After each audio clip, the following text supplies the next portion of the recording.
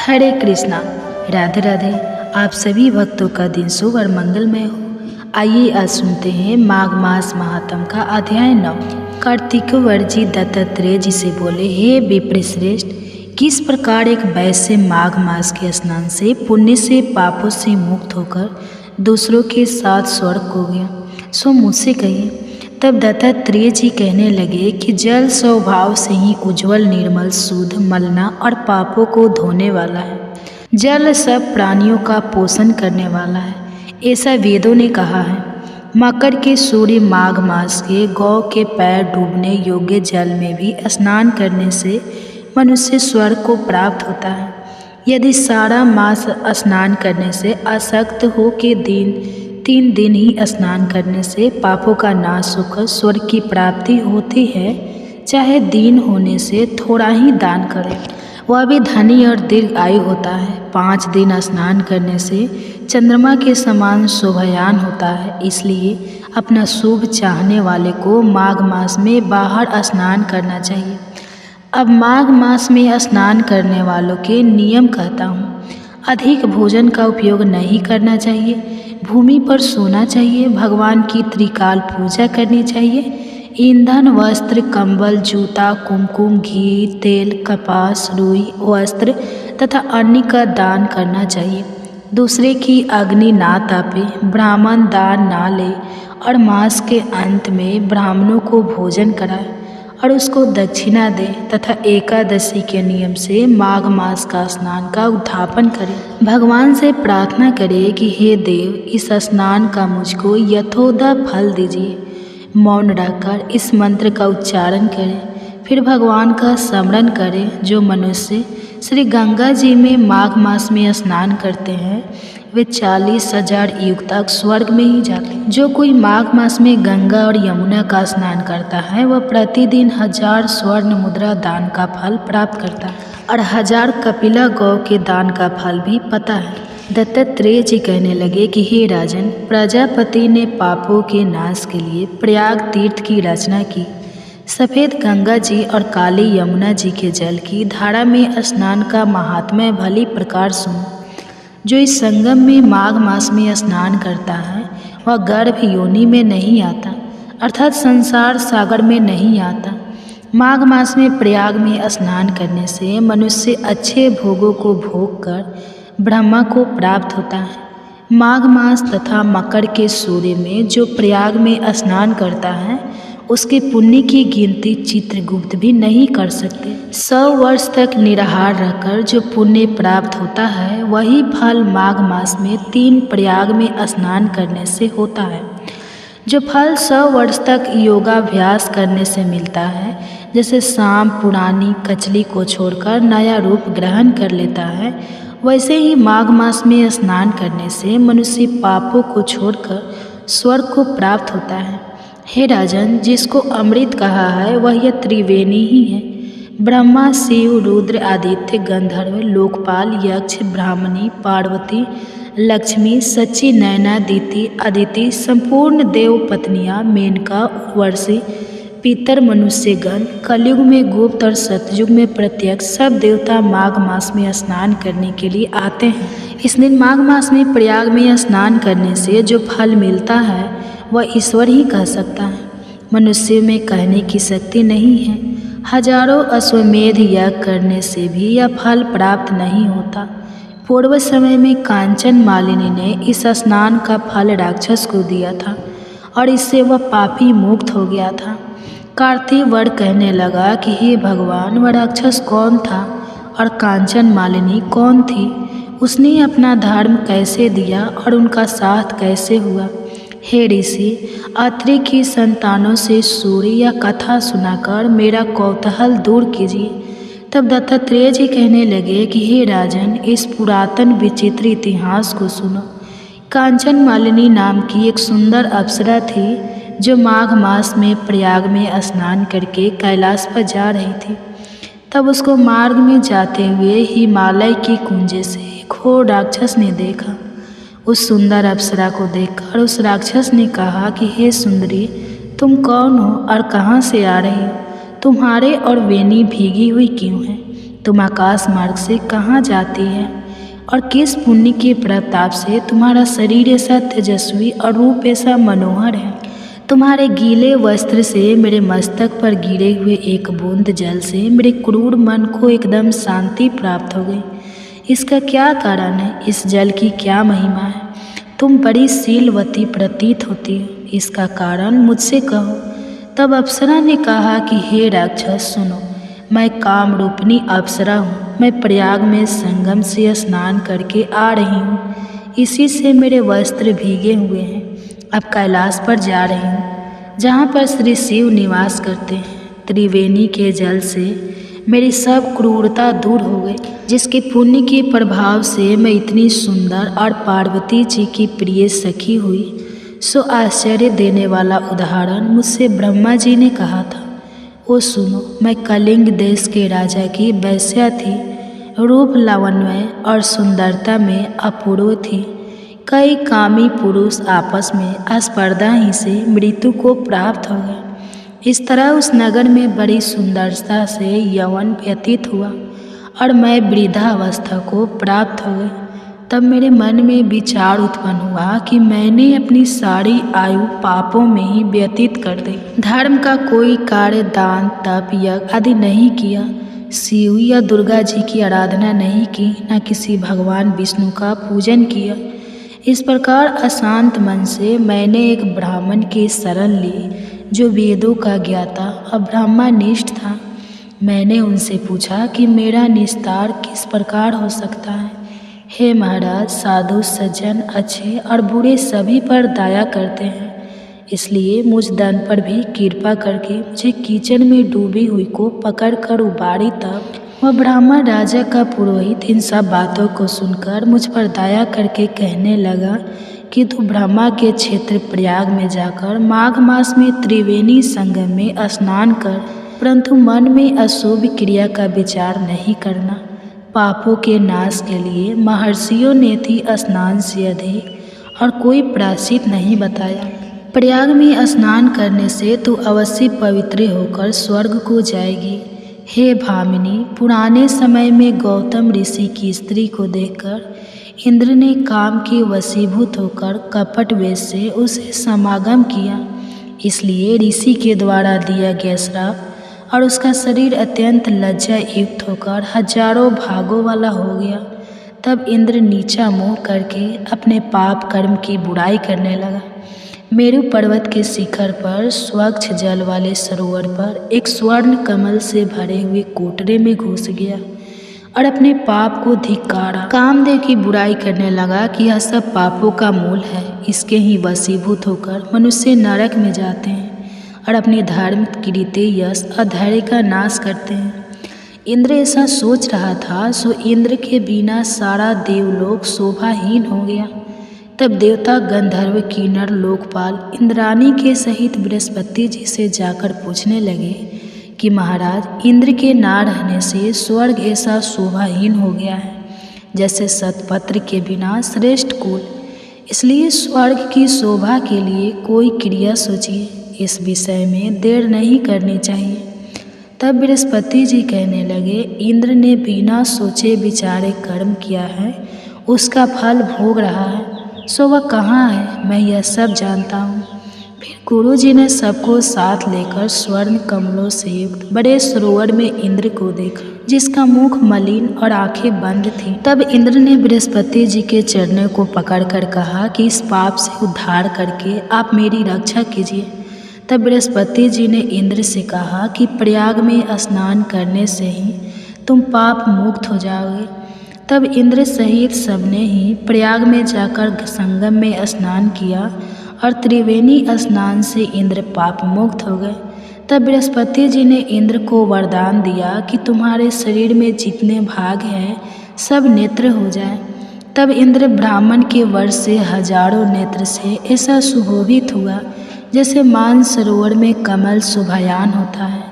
अप्सरा कहने लगी कि हे राक्षस, वह ब्राह्मण कहने लगा कि इंद्र इस प्रकार अपनी अमरावती पूरी को गया। सो हे कल्याणकारी, तुम भी देवताओं से सेवा किए जाने वाले प्रयाग में माघ मास में स्नान करने से निष्पाप होकर स्वर्ग में जाओगे। सो मैंने उस ब्राह्मण के यह वचन सुनकर उसके पैरों में पकड़कर प्रणाम किया और घर में आकर सब भाई बांधव नौकर चाकर धन आदि को त्याग कर शरीर को नष्ट होने वाली वस्तु समझकर घर से निकल गई और माघ मास में गंगा यमुना के संगम पर जाकर स्नान किया। सो हे निशाचर, 3 दिन के स्नान से मेरे सभी पाप नष्ट हो गए और 27 दिन के पुण्य से मैं देवता हो गई और पार्वती जी की सखी होकर सुख से निवास करती हूँ।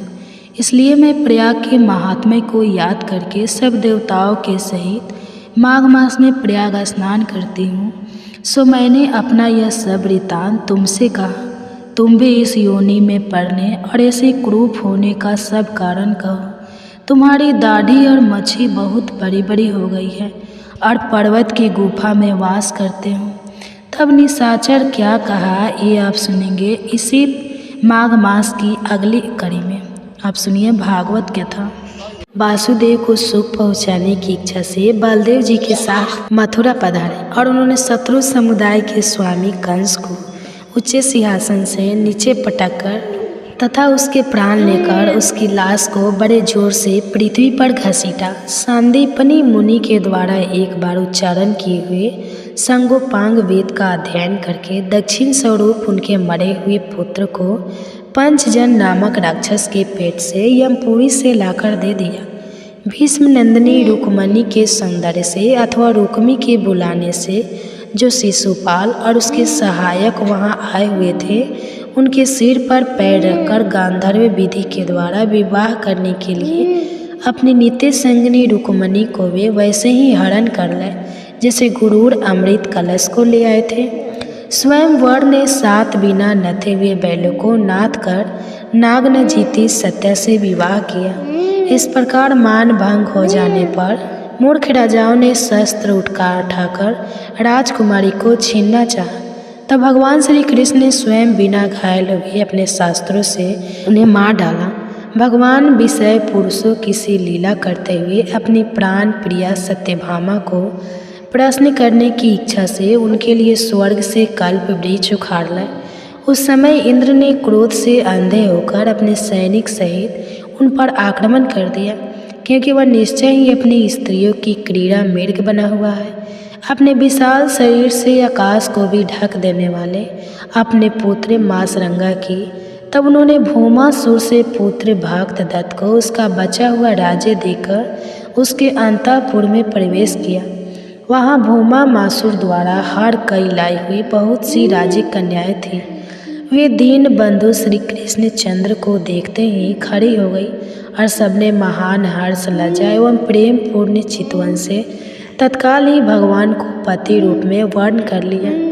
तब भगवान ने अपनी निज शक्ति योग माया से उन ललना के अनुरूप उतने ही रूप धारण कर उन सबका अलग अलग महलों में एक ही मुहूर्त में विधिवत पानी ग्रहण किया। अपनी लीला का विस्तार करने के लिए उन्होंने उनमें से प्रत्येक के गर्भ में सभी गुणों में अपने ही समान 101 पुत्र उत्पन्न किए। जब काल यमन जरासंध और साल्वाधि ने सभी सेनाओं से मथुरा और द्वारिकापुरी को घेरा था, तब भगवान ने निज जनों को अपनी अलौकिक शक्ति देकर उन्हें स्वयं मरवाया था। वे सोचने लगे यदि द्रोण, भीष्म, अर्जुन और भीमसेन के द्वारा इन 18 अक्षम सेना का विपुल सहार हो भी गया तो इससे पृथ्वी का कितना भार हल्का हुआ। अभी तो मेरे अंशरूप प्रधुमन आदि के बल से बढ़े हुए यादव का दूस दल बना ही हुआ है। जब यह मधुपाल से मतवाले होकर लाल लाल आंखें करके आपस में लड़ने लगेंगे तब उससे ही इनका नाश होगा। इसके सिवा और कोई उपाय नहीं है। असल में मेरे संकल्प करने पर यह स्वयं ही अंतर्ध्यान हो जाएंगे। यह सोचकर भगवान ने युधिष्ठिर को अपनी पैतृक राजगद्दी पर बैठाया और अपने सभी सगे संबंधियों को सत्पुरुष का मार्ग दिखाकर आनंदित किया। उत्तरा के उत्तर में जो अभिमन्यु ने पौरव वंश का बीज स्थापित किया था वह भी अश्वत्थामा के ब्रह्मास्त्र से नष्ट हो चुका था, किंतु भगवान ने उसे बचा लिया। उन्होंने धर्मराज युधिष्ठिर से 3 अश्वमेध यज्ञ करवाए और वो भी श्री कृष्ण की अनुगामी होकर अपने छोटे भाइयों की सहायता से पृथ्वी की रक्षा कर हुए बड़े आनंद से रहने लगे। विश्वथामा श्री भगवान ने भी द्वारकापुरी में रहकर लोक और वेद की मर्यादा का पालन करते हुए सब प्रकार के भोग भोगे, किंतु सांख्य योग की स्थापना करने के लिए उनमें कभी आसक्त नहीं हुए। मधुर मुस्कान, स्नेहमयी वन, सुधामयी वाणी, निर्मल चरित्र तथा समस्त शोभा और सुंदरता के निवास अपने श्री विग्रह से लोक परलोक और विशेषतः यादव को आनंदित किया तथा रात्रि में अपनी प्रिया के साथ क्षणिक अनुराग युक्त होकर समायोजित विहार किया और इस प्रकार उन्हें भी सुख दिया। इस तरह बहुत वर्षों तक विहार करते करते उन्हें गृहस्थ आश्रम संबंधी भोग सामग्रियों से वैराग्य हो गया। यह भोग सामग्रियाँ ईश्वर के अधीन है और जीव भी उन्हीं के अधीन है। जब योगेश्वर भगवान श्री कृष्ण को ही उनसे वैराग्य हो गया तब भक्ति योग के द्वारा उनका अनुगमन करने वाले भक्त तो उन पर विश्वास ही कैसे करेगा। एक बार द्वारिकापुरी में खेलते हुए यदुवंशी और भोजवंशी बालकों ने खेल खेल में कुछ मुनि ईश्वर को चिढ़ा दिया। तब यादव कुल का नासी भगवान को अभीष्ट है, यह समझकर उन ऋषियों ने बालकों को श्राप दे दिया। इसके कुछ ही महीने बाद भावी वश वृषभ भोज और अधंकवशी यादव बड़े हर्ष से रथों पर चढ़कर प्रभास क्षेत्र को गए। वहाँ स्नान करके उन्होंने उस तीर्थ के जल से पितर देवता और ऋषियों का तर्पण किया तथा ब्राह्मणों को श्रेष्ठ गाय दी। भागवत भक्ति से शुद्ध हृदय वाले विदुर जी उनके पास जा पहुँचे और उनके साधु स्वभाव से आप आयत होकर उन्होंने पूछा। विदुर जी ने कहा, भगवान, संसार में सब लोग सुख के लिए कर्म करते हैं, परंतु उनसे ना तो उन्हें सुख ही मिलता है और ना उनका दुख ही दूर होता है, बल्कि उससे भी उनके दुख की वृद्धि होती है। अतः इस विषय में क्या करना उचित है, या आप मुझे कृपा करके बतलाइए। जो लोग दुर्भाग्यवंश भगवान श्री कृष्ण के भूमुख, अधर्म परायण और अत्यंत दुखी हैं, उन पर कृपा करने के लिए आप जैसे भाग्यशाली भगवत भक्त संसार में विचर करते हैं। साधु शिरोमणि, आप मुझे उस शांतिप्रद साधन का उपदेश दीजिए जिसके अनुसार आराधना करने से भगवान अपने भक्तों के भक्ति पुत्र हृदय में आकर विराजमान हो जाते हैं और अपने स्वरूप का अपरोक्ष अनुभव कराने वाले सनातन ज्ञान प्रदान करते हैं। त्रिलोकी के नियंता और परम स्वतंत्र श्री हरि अवतार लेकर जो लीलाएं करते हैं, जिस प्रकार आज्ञा होकर भी उन्होंने कल्प के आरंभ में इस सृष्टि की रचना की, जिस प्रकार इसे स्थापित कर वे जगत के जीवों की जीविका का विधान करते हैं, फिर जिस प्रकार इसे अपने हृदय काश में लीन कर वृत्ति शून्य योग माया का आश्रय लेकर सहन, और जिस प्रकार वे योगेश्वर प्रभु एक होने पर भी इस ब्रह्मांड में अंतर्यामी रूप से अनुप्रेम होकर अनेकों रूपों में प्रकट होते हैं, वह सब रहस्य आप हमें समझाइए। ब्राह्मण, गौ और देवताओं के कल्याण के लिए जो अनेकों अवतार धारण करके लीला से ही नाना प्रकार के देव कर्म करते हैं, वे भी हमें सुनाइए। यशविनी के मुकुट मणि श्री हरि की लीला अमृत का पान करते करते हमारा मन तृप्त नहीं होता। हमें यह भी सुनाइए कि उन समस्त लोकपतियों के स्वामी श्री हरि ने इन लोगों को लोकपालों और लोक पर्वत से बाहर के भागों को, जिनमें इस सब प्रकार के प्राणियों के अधिकार अनुसार भिन्न भिन्न भेद प्रतीत हो रहे हैं, किन तत्वों से रचा है द्विज, और उन विश्वकर्ता स्वयंभू श्री नारायण ने अपनी प्रजा के स्वभाव, कर्म रूप और नामों के भेद की किस प्रकार रचना की है। भगवान, मैंने व्यास जी के मुख से उन नीच वर्ण के धर्म तो कई बार सुने हैं, किंतु अब श्री कृष्ण कथा अमृत के प्रभाव को छोड़कर अन्य सौलभ सुखदायक धर्मों से मेरा चित्त उब गया है। उन तीर्थपाद श्री हरि के गुणवान से तृप्त हो भी कौन सकता है। उनका तो नारद महात्मा गण भी आप जैसे साधु के समाज में कीर्तन करते हैं, तथा जब मनुष्य के प्रेम प्रवेश करते हैं तब उनके संसार चक्र में डालने वाली घर गृहस्थ की आसक्ति को काट डालते हैं। भगवान, आपके सखा मुनिवर कृष्ण द्वैपायन ने भी भगवान के गुणों का वर्णन करने की इच्छा से महाभारत रचा है। उसमें भी विशेष सुखों का उल्लेख करते हुए मनुष्य की बुद्धि को भगवान की कथाओं की लोक और लगाने का ही प्रयत्न किया गया है। यह भागवत कथा की रुचि श्रद्धालु पुरुष के हृदय में जब बढ़ने लगती है तब अनन्य विषय से उसे विरक्त कर देती है। वह भगवत चरणों के निरंतर चिंतन से आनंद मग्न हो जाता है और उस पुरुष के सभी दुखों का तत्काल अंत हो जाता है। मुझे तो उस सोचनीय के भी सोचनीय अज्ञानी पुरुषों के लिए निरंतर खेद रहता है जो अपने पिछले पापों के कारण श्री हरि की कथाओं से विमुख रखते हैं।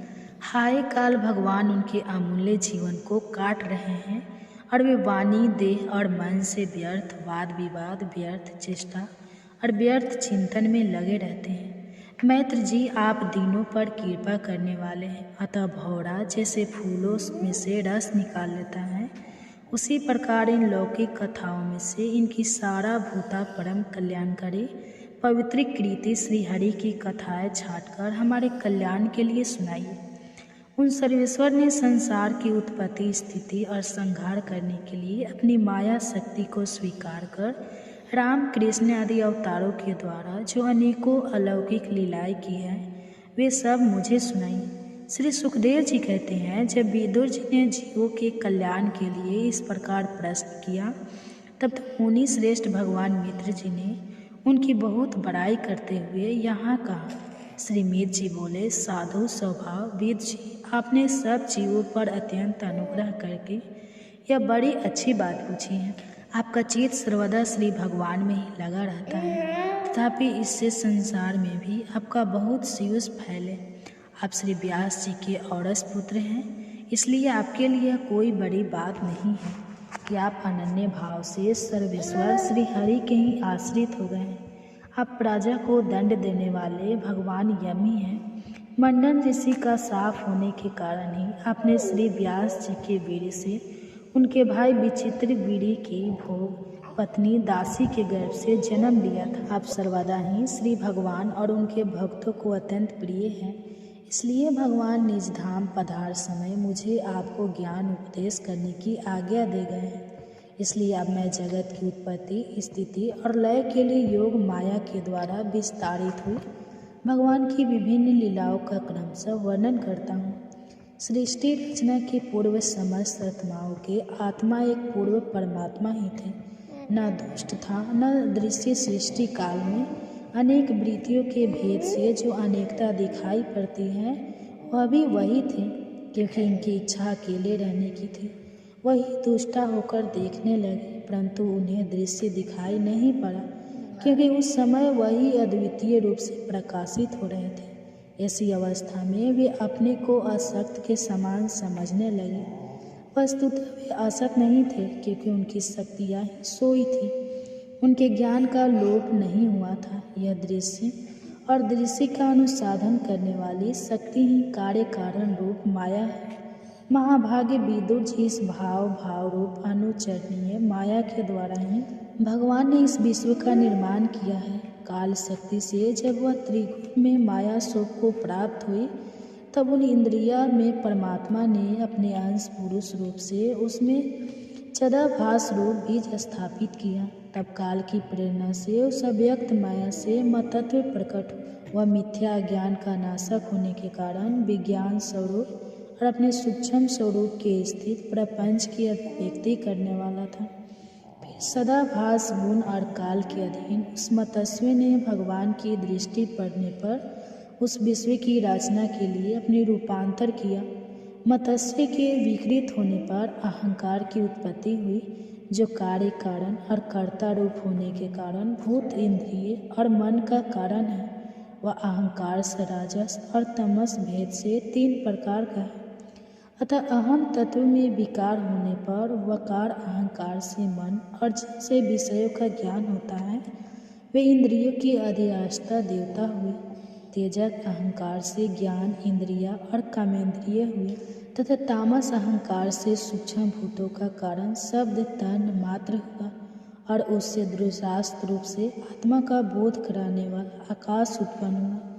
भगवान की दृष्टि जब आकाश पर पड़ी तब फिर काल माया और चिदाभास से योग से स्पर्श 3 मात्र हुआ और उससे विकृत होने पर उसमें वायु की उत्पत्ति हुई। अत्यंत बलवान वायु ने आकाश के सहित विकृत होकर रूप तन मात्र की रचना की और उसे संसार का प्रकाश तेज उत्पन्न हुआ। फिर परमात्मा की दृष्टि पड़ने पर वायु एक तेज ने काल माया और चीज के योग से विकृत होकर रस तन मात्र के कार्य जल को उत्पन्न किया। धर्मात्मा पांडव कौरव के षड्यंत्र से धूत में इंद्रप्रहस्त हार गए। चक्रवर्ती सम्राट युधिष्ठिर भाइयों और द्रौपदी के साथ वन की ओर चले। आधा दिन तो नगर से विदाई में ही बीत चला था। वन में प्रवेश के साथ ही घना अंधेरा छा गया। जिस जलाशय की ओर जाना था अभी काफ़ी दूर था। अंधेरे में वे अंदाज से धीरे धीरे बढ़ते ही जा रहे थे। इतने में मशाल लिए एक भयंकर व्यक्ति मिला। युधिष्ठिर ने उससे पूछा, भाई जलाशय कितनी दूर है? मैं युधिष्ठिर और मेरे भाई भीम, अर्जुन, नकुल, सहदेव तथा द्रौपदी यहाँ वनवास के लिए आए हुए हैं। वह था किरमी राक्षस। उसने कहा, ओ मेरे भाई बकासुर का हत्यारा भीम, मैं कब से तुम्हें ढूंढ रहा था। आज मिले हो। अब मैं तुम्हें मारकर अपने भाई का बदला लूँगा। मशाल रखकर उसने एक वृक्ष उखाड़ा और भीम पर टूट पड़ा। भीम भी कौरव के छल प्रसन्न से जला भुना था, क्रोध में उबल रहा था। उसने कर्मिर को मिसलकर मार डाला। उसी की मशाल लेकर पांडव आगे बढ़े। जलाशय के किनारे पहुँचे और रात भर में ही एक झोपड़ी तैयार कर ली। जब सब व्यवस्थित हो गए तो युधिष्ठिर लगे रोने। वह कहने लगे कि मैं ही सबके दुख का कारण हूँ। न मैं जुआ खेलता न ये विपत्ति आती। अर्जुन ने उन्हें ढाढ़स बढ़ाते हुए कहा, भैया आप शोक ना करें, श्री कृष्ण हमारे साथ हैं। श्री कृष्ण की स्तुति करते हुए अर्जुन ने कहा कि मैंने महर्षि व्यास से सुना है कि आप पिछले 10 जन्मों से लगातार साधु रहे हैं। एक कल्प में आप यंत्र साय गृह मुनि के रूप में विचलन करते थे। जहाँ शाम हो गई वहीं घर खुले आकाश के नीचे विचरण करके शाम हो गई, या वृक्ष के नीचे किसी मंदिर में या बस्ती में आप निरहस्त भाव से मौन होकर विचलन करते रहे। एक कल्प में आप प्रभात क्षेत्र में क्षेत्रीय जनता को उपदेश करते हुए भ्रमण करते रहे। एक कल्प में आप पुष्कर तीर्थ में एक पांव पर खड़े रहकर 12 वर्ष तक यज्ञ करते रहे। जैसा कि गीता में है, यज्ञों में सर्वोपरि जप यज्ञ है। बहुत से योगी इंद्रियों के बहिर्मुखी प्रभाव के योगाग्नि संयमाग्नि ज्ञानाग्नि में हवन करते हैं। अर्जुन, भौतिक द्रव्यों से होने वाले यज्ञ वेदी बनाकर स्वाहा बोला जाने वाला यज्ञ अति कल्प है। चाहे आप करोड़ों का हवन कर लें, वस्तुतः संपूर्ण यज्ञ मन और अंतःकरण की क्रिया से संपन्न होने वाले हैं। एक कल्प में आप बद्रीनाथ क्षेत्र में नारायण ऋषि के रूप में निवास करते थे। एक कल्प में आप ही विष्णु थे, भगवान भी कहलाए। एक कल्प में आपने वामन के रूप में अवतार लिया, लेकिन थे अधूरे। इस कल्प में परम तत्व का स्पर्श कर परम भाव में स्थित साक्षात परमात्मा आप हमारे साथ है। हमें आपका ही सहारा है। स्पष्ट है कि भगवान श्री कृष्ण अनेक जन्मों से साधना में लगे हुए महान योगेश्वर थे। दुर्योधन पांडव के अहित चिंतन में लगा ही रहता था। उन्हीं दिनों अपने क्रोध के लिए प्रसिद्ध तपोधन दुर्वासा हस्तिनापुर पधारे। वह आते ही बिगड़ पड़े, क्योंकि कुरुवंशियों तुम लोगों के अंदर कोई श्रद्धा दिखाई नहीं देती। दुर्योधन भुन भुनाया कि इस महात्मा ने तो नाक में दम कर रखा था। शकुनी बोला, नहीं भैया, ये महात्मा बड़े काम के होते हैं। श्राप तो इनकी नाक पर रहता है, इनकी अभ्यर्था करो। दुर्वासा बोले, यह क्या बड़बड़ कर रहा है? शकुनी ने कहा, भगवान यह कह रहा है कि हमारे भाई पांडव होते तो आज आपका दर्शन और सेवा कर धन्य हो जाते। वे लोग समीप के वन में हैं, उन्हीं के लिए यह दुखी है। दुर्वासा ने कहा, ओह ऐसा भाई स्नेह देखकर हमें प्रसन्नता हुई। हम आज ही उन पर भी कृपा करेंगे। अपने शिष्य मंडली के साथ दुर्वासा वन में युधिष्ठिर की ओर चल पड़े। दुर्योधन बहुत खुश हुआ कि जंगल में साधनहीन पांडव अचानक इतने महात्माओं के भोजन की व्यवस्था कैसे कर पाएंगे। क्रोधी महर्षि के श्राप से कैसे बचेंगे? अब तो उनका विनाश निश्चित है। महर्षि को देखकर भाइयों सहित युधिष्ठिर ने प्रणाम किया। दुर्वासा ने कहा, राजन, हम स्नान संध्या कराते हैं, तब तक आप हमारे भोजन का प्रबंध करें। शिष्यों के साथ वह स्नान ध्यान के लिए चले गए। युधिष्ठिर ने द्रौपदी की ओर देखा। द्रौपदी ने कहा, आप सबके भोजन के उपरांत मैंने भगवान सूर्य का दिया हुआ अक्षय पात्र स्वच्छ करके रख दिया है। अब तो रात्रि में ही उससे भोजन मिल सकता है। युधिष्ठिर ने कहा, तब तो महर्षि दुर्वासा के शाप से बचना असंभव है। संकट ही इस घड़ी में द्रौपदी ने भगवान श्री कृष्ण का स्मरण किया। प्रभु, जैसे आपने कौरव सभा में मेरी लाज रखी, वैसे ही यहाँ भी रख लेना। तब तो आपकी कृपा से हम बच गए थे। अब बचना कठिन लग रहा है। वह लगी स्मरण करने की, प्रभु रक्षा करे, इन महात्माओं को कहाँ से खिलाओ। इतने में भगवान श्री कृष्ण रथ से आते हुए दिखाई पड़े। वह आते ही बोले, द्रौपदी, बड़े जोर की भूख लगी है, तुम्हारे अक्षय पात्र में कुछ हो तो खिलाओ। द्रौपदी ने कहा, भगवान, अब आप ही लगे हम सबका उपहास करने। अक्षय पात्र तो मैंने स्वच्छ करके रख दिया है, अब उससे भोजन कैसे मिलेगा? भगवान ने कहा, अक्षय पात्र लाओ, देखते हैं। उन्होंने देखा, कोने में एक चावल पड़ा रह गया था। भगवान ने कहा, इतना बहुत है द्रौपदी, इससे तो सारी सृष्टि तृप्त हो जाएगी। कहते हुए उन्होंने उस चावल अपने मुख में डाल लिया। जलाशय में स्नान करते हुए महात्माओं को डकारे आने लगे। दुर्वासा ने शिष्यों से कहा, आज तो पेट कुछ अधिक ही भर लगता है। शिष्यों ने कहा, हाँ भगवान, भोजन के लिए तनिक भी जगह नहीं है। महर्षि ने कहा, युधिष्ठिर का भाई भीम बुलाने आता ही होगा, तो वहाँ क्या खाएंगे? ऐसा करते हैं, चलो निकल चले। वह शिष्य मंडली के साथ चुपचाप खिसक गए। विलम्ब होने पर युधिष्ठिर ने कहा, महात्मागण अभी आए नहीं। नकुल देखो तो। भगवान ने कहा, भैया रहने दे, ये विचरणशील महात्मा किसी अन्य के अतिथि हो गए होंगे। अब अपना कुशल क्षेम बतलाइए। भगवान ने उन्हें सांत्वना देते हुए कहा, राजन, किसी परिस्थिति से घबराना नहीं चाहिए। यह वनवास भी आप सबका साधना पथ है, देखते नहीं हो मेरे जीवन में भी कितने उतार चढ़ाव है। पूतना, उघासुर, बकासुर, कंस मामा, तत्पश्चात जरासंध, जल यवन। अर्जुन ने कहा, केशव, आप तो आप ही का आसरा है। भगवान ने उन सबको धैर्य बधाया और आगे बढ़ गए। इस कथानक में भी भगवान श्री कृष्ण का योगेश्वर विदित होता है। भगवत स्वरूप में स्थिति के पश्चात महापुरुषों के यहाँ यह व्यवस्था स्वत हुआ करती है। यही योगेश्वर के लक्षण है। भगवान श्री कृष्ण एक योगी थे। श्री कृष्ण गीता के आलोक में भगवान श्री कृष्ण का स्वरूप देखते हैं। पर अन्यथा कहते हैं अर्जुन उन्हें कुशल कूटनीगत के रूप में देखते हैं, तो भारत की अधिकांश जनता उन्हें भगवान के रूप में पूजती है। अतः आपकी जिज्ञासा स्वाभाविक है कि श्री कृष्ण कौन थे। श्री कृष्ण महायोगेश्वर है, भगवान है। योगी वह क्रिया है जिस पर चलकर साधक परमात्मा को प्राप्त कर सकता है। उसी समय वह भगवान के स्वर्ग की प्रत्यक्ष अनुभूति प्राप्त करता है।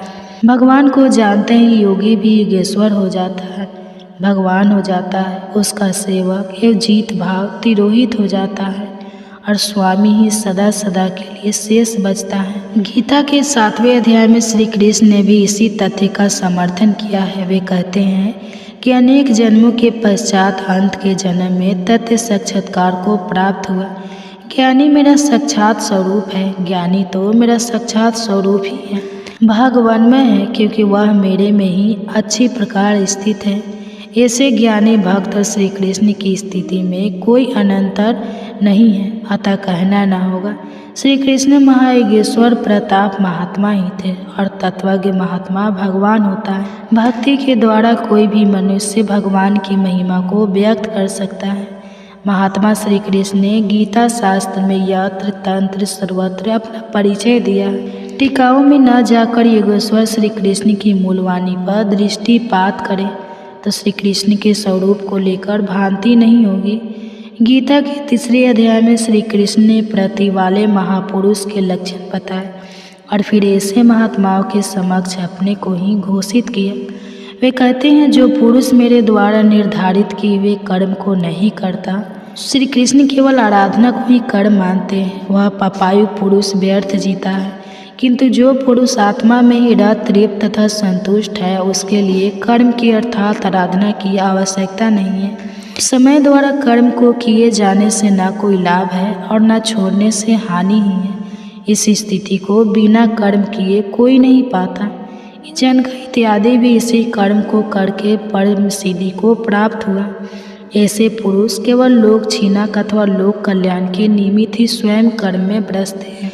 इतना कहने के पश्चात श्री कृष्ण ऐसे महात्माओं से अपनी तुलना करते हैं।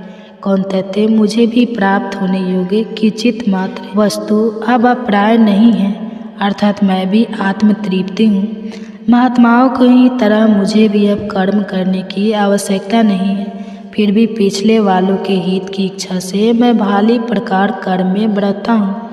इस प्रकार श्री कृष्ण ने महापुरुषों से अपनी तुलना करते हुए संकेत किया कि वे भी भागवत स्वरूप को प्राप्त महापुरुष हैं। दूसरे अध्याय में श्री कृष्ण कहते हैं कि आत्मा अपरिवर्तनशील, न सूखने वाला, न जलने वाला, न गलने वाला, नित्य व्यापक, अचल और सनातन है। इसी आत्मा को साक्षात जानना ही सनातन धर्म है। किंतु ऐसी आत्मा सर्वे है जो खोजा जिसे जाए। श्री कृष्ण कहते हैं कि आत्मा को इन विभूतियों से युक्त तत्वदर्शियों ने देखा। साधारण लोगों को आत्मा के गुण धर्म दिखाई नहीं पड़ते। प्रायः शोक, संताप और मृत्यु का कारण इच्छा और रोग दोष की दिखाई पड़ते हैं। किंतु श्री कृष्ण आत्मा को उपरोक्त विभूतियों के साथ जानते हैं। सुखदेव जी ने महाराज परीक्षित को सुनाया था भागवत कथा। सर्वप्रथम सच्चिदानंद स्वरूप भगवान श्री कृष्ण को हम नमस्कार करते हैं, जो जगत की उत्पत्ति, स्थिति और विनाश के हेतु तथा आध्यात्मिक आदि, दैविक और आदि भौतिक तीनों प्रकार के ताप का नाश करने वाले हैं। जिस समय श्री सुखदेव जी का योग पवित्र संस्कार भी नहीं हुआ था तथा लौकिक वैदिक कर्मों के अनुष्ठान का अवसर भी नहीं आया था, तभी वे भगवान की प्रेरणा से संन्यास मार्ग को निकल पड़े। उस समय उन्हें अकेले ही संन्यास लेने के लिए घर से जाते देखकर उनके पिता व्यास जी विरह से कातर होकर पुकारने लगे, पुत्र पुत्र तुम कहाँ जा रहे हो। उस समय सुखदेव जी अपने वैराग्य ध्यान में तन्मय थे। उनके तन्मय होने के कारण उस समय वृक्षों ने श्री सुखदेव जी की ओर से उत्तर दिया था। ऐसे सर्वभूतेषु निवर शौनक जी ने नैमिष सारनाई क्षेत्र में विराजमान महामति सूत जी को नमस्कार करके उनसे पूछा कि हे महामुनि सूत जी, आपका ज्ञान अज्ञान के अंधकार को नष्ट करने के लिए करोड़ों सूर्य के समान है। आप हमारे कानों के लिए रसायन अमृत स्वरूप सार गर्भित कहिए। भक्ति, ज्ञान और वैराग्य से प्राप्त होने वाले महान विवेक की बुद्धि किस प्रकार होती है तथा वैष्णव लोग किस तरह इस महामोह से अपना पीछा छुड़ाते हैं। इस घोर कली काल में जीव प्रायः आसुरी स्वभाव के हो गए हैं। विविध कलेश से आक्रांत इन जीवों को शुद्ध अर्थात दैवीय शक्ति संपन्न बनाने का सर्वश्रेष्ठ उपाय क्या है। हे महामुनि सूत जी, आप हमें कोई ऐसा स्वास्थ्य साधन बताइए जो सबसे अधिक कल्याणकारी तथा पवित्र करने वालों में भी पवित्र हो तथा जो भगवान श्री कृष्ण की प्राप्ति करा दे। चिंतामणि केवल लौकिक सुख दे सकती है और कल्प वृक्ष अधिक से अधिक स्वर्गीय संपत्ति दे सकता है, परंतु गुरुदेव प्रसन्न होकर भगवान का योगी दुर्लभ नित्य वैकुंठ धाम दे देते हैं। सूत जी ने कहा, शौनक जी, तुम्हारे हृदय में भगवान का प्रेम है, इसलिए मैं विचार कर तुम्हें संपूर्ण सिद्धांतों का निष्कर्ष सुनाता हूँ, जो जन्म मृत्यु के भय का नाश कर देता है, जो भक्ति के प्रभाव को बढ़ाता है और भगवान श्री कृष्ण की प्रसन्नता का प्रधान कारण है। मैं तुम्हें वह साधन बतलाता हूँ, उसे सावधान होकर सुनो। श्री सुखदेव मुनि ने कलयुग में जीवों के काल रूपी सर्प के मुख का प्राप्त होने के त्रास का अंत्यातिक नाश करने के लिए श्रीमद् भागवत शास्त्र का प्रधान चुन किया। मन की शुद्धि के लिए इससे बढ़कर कोई साधन नहीं है। जब मनुष्य के जन्म जन्मांतर का पुण्य उदय होता है तभी उसे इस भागवत शास्त्र की प्राप्ति होती है। सुखदेव मुनि राजा परीक्षित को यह कथा सुनाने के लिए सभा में विराजमान हुए। तब देवता लोग उनके पास अमृत का कलश लेकर आए। देवता अपना काम बनाने में बड़े कुशल होते हैं, अतः यहाँ अभी सबने सुखदेव मुनि को नमस्कार करके कहा, आप यह अमृत लेकर बदले में हमें कथा अमृत का दान दीजिए। कहा, आप यह अमृत लेकर बदले में हमें कथा अमृत का दान दीजिए। इस प्रकार परस्पर विनिमय अर्थात अदला बदली हो जाने पर राजा परीक्षित अमृत का पान करें और हम सब श्रीमद् भागवत स्वरूप कथा अमृत का पान करेंगे। इस संसार में कहाँ कांठ और कहाँ महामूत मणि तथा कहाँ सुधा और कहाँ कथा। श्री सुखदेव जी ने यह सोचकर उस समय देवताओं का प्रस्ताव अस्वीकार कर दिया। उन्हें शक्ति शून्य अर्थात कथा का अनाधिकारी जानकर कथा अमृत का दान नहीं किया। इस प्रकार ये श्रीमद् भागवत की कथा देवताओं को भी दुर्लभ है। पूर्व काल में श्रीमद् भागवत के श्रवण से ही राजा परीक्षित की मुक्ति देखकर ब्रह्मा जी को भी बड़ा आश्चर्य हुआ था। उन्होंने सत्यलोक में तराजू बांधकर सब साधनों को तोला। अन्य सभी साधन तोल में हल्के पड़ गए। महत्व के कारण भागवत ही सबसे भारी रहा। यह देखकर सभी ऋषियों को बड़ा विस्मय हुआ। उन्होंने कलयुग में इस भागवत रूप भागवत शास्त्र को ही पढ़ने और सुनने से तत्काल मोक्ष देने वाला निश्चित किया। सप्ताह विधि से श्रवण करने पर यह निश्चय भक्ति प्रदान करता है। पूर्व काल में इसे दया प्रायण सनकादि ने देवर्षि नारद को सुनाया था। यद्यपि देवर्षि ने पहले ब्रह्मा जी के मुख से इसे श्रवण कर लिया था, तथापि सप्ताह श्रवण की विधि तो उन्हें सनका आदि ने ही बताई थी।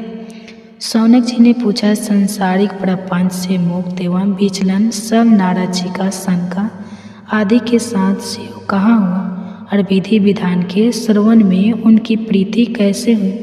सूत जी ने कहा, अब मैं तुम्हें वह भक्तिपूर्ण कथानक सुनाता हूँ जो श्री सुखदेव जी ने मुझे अपना अनन्य शिष्य जानकर एकांत में सुनाया था। एक दिन विशालापुरी में वे चारों निर्मल ऋषि सत्संग के लिए आए। वहाँ उन्होंने नारद जी को देखा। सनकादि ने पूछा, ब्रह्मा ऋषि आपका मुख उदास क्यों हो रहा है? आप चिंता कैसे हैं? इतनी जल्दी जल्दी अब कहाँ जा रहे हैं और आपका आगमन कहाँ से हो रहा है? इस समय तो आप उस पुरुष के समान व्याकुल जान पड़ते हैं जिसका सारा धन लूट गया हो। आप जैसे आसक्ति रहित पुरुषों के लिए यह उचित नहीं है। इसका क्या कारण है, कृपया हमें बतलाइए। तब नारद जी ने कहा, मैं सर्वोत्तम लोक समझकर पृथ्वी में आया था। यहाँ पुष्कर, प्रयाग, काशी, गोदावरी, नासिक, हरिद्वार, कुरुक्षेत्र, श्रीरंग और सेतुबंध आदि कई तीर्थों में इधर उधर विचर रहा, किंतु मुझे कहीं भी मन को संतोष देने वाली शांति नहीं मिली। इस समय अधर्म के सहायक कलयुग ने सारी पृथ्वी को पीड़ित कर रखा। अब यहाँ सत्य, तप, शौच अर्थात बाहर भीतर की पवित्रता, दया, दान आदि कुछ भी नहीं है। बेचारे जीव केवल अपना पेट पालने में लगे हुए हैं।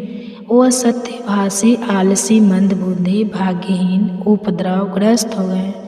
जो साधु संत कहे जाते हैं वे पूरे पाखंडी हो गए। देखने में तो वे वीरक है, किंतु स्त्री धन आदि सभी की लालसा करते हैं। लोभ के वशीभूत होकर लोग कन्या विक्रय करते हैं और स्त्री पुरुषों में कल मचा रहता है।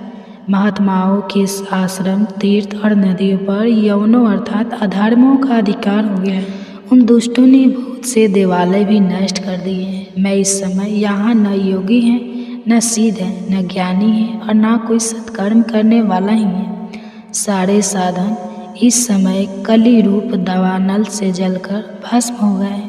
इस कलयुग में सभी क्रय विक्रय में लगे हैं। ब्राह्मण लोग पैसा लेकर वेद पढ़ाते हैं और स्त्री पुरुष उपभव जलीय। सुनिए, वहाँ मैंने एक बड़ा आश्चर्य देखा। वहाँ एक युवती स्त्री खीन मन से बैठी थी। उसके पास दो वृद्ध पुरुष अचेत अवस्था में बड़े जोर जोर से सांस ले रहे थे। वह तरुणी उनकी सेवा करती हुई कभी उन्हें चेत कराने का प्रयास करती और कभी उनके आगे रोने लगती थी। वह अपने शरीर के रक्षक परमात्मा को दसों दिशाओं में देख रही थी। उसके चारों ओर सैकड़ों उसे पंखा झड़ रही थी और बार बार समझाती जाती थी। दूर से यह सब चरित्र देखकर मैं कौतूहलवश उसके पास चला गया। मुझे देखकर वह युवती खड़ी हो गई और बड़ी व्याकुल होकर कहने लगी, सुनिए महात्मा जी, क्षण भर यहाँ ठहर जाइए और मेरी चिंता को भी दूर कर दीजिए। ऐसा प्रतीत हो रहा है कि आपका दर्शन तो संसार के सभी पापों को सर्वथा नष्ट कर देने वाला है। आपके वचनों से मेरे दुख की भी बहुत कुछ शांति हो जाएगी, ऐसा मुझे अनुभव हो रहा है। मनुष्य का जब महान भाग्य होता है तभी आपके दर्शन हुआ करते हैं। तब नारद जी कहते हैं, तब मैंने उस स्त्री से पूछा, हे देवी, तुम कौन हो? यह दोनों पुरुष तुम्हारे क्या लगते हैं और तुम्हारे पास यह कमल नयनी देवियाँ कौन है? तुम हमें विस्तार से अपने दुख का कारण बताओ। युवती ने कहा, मेरा नाम भक्ति है। यह ज्ञान और वैराग्य नामक मेरे पुत्र हैं। समय के फेर से ही यह ऐसे जर्जर हो गए हैं और यह देवियाँ गंगा जी आदि नदियाँ हैं। यह सब मेरी सेवा करने के लिए ही आई है। इस प्रकार साक्षात देवी के द्वारा सेवित होने पर भी मुझे सुख शांति नहीं है। हे तपोधन, आप ध्यान देकर मेरा वृत्तांत सुनिए। मेरी कथा वैसे तो प्रस है, फिर भी उसे सुनकर आप मुझे शांति प्रदान करें। श्री कृष्ण कहते हैं, हे अर्जुन, सभी मानव ईश्वर की संतान है।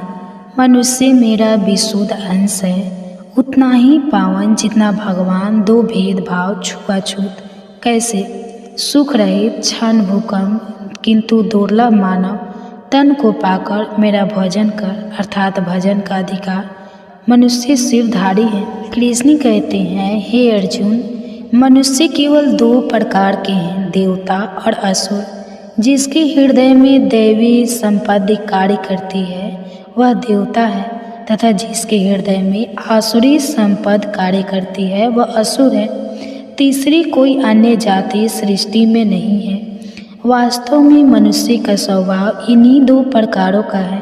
जैसी वृत्ति वैसा ही वह मनुष्य है। मुझे भजकर लोग स्वर्ग तक की कामना करते हैं, मैं उन्हें देता हूँ, अर्थात सब कुछ एक परमात्मा से सुलभ है। मांगना ही है तो भगवान से मांगो। इंद्र से स्वर्ग मांगोगे तो वह कदापि नहीं देगा। जब जब उसे लगा कि कोई महर्षि उसका पद लेना चाहता है तो उसने विघ्न ही डाला। किसी साधारण दुकानदार से मांगोगे तो वह बहुत देगा, मुट्ठी दो मुट्ठी देगा। जिस दिन उसकी गद्दी मांगोगे वह भगा देगा। लेकिन भगवान देते हैं तो अपनी भगवता ही दे देते हैं। फिर कुछ मांग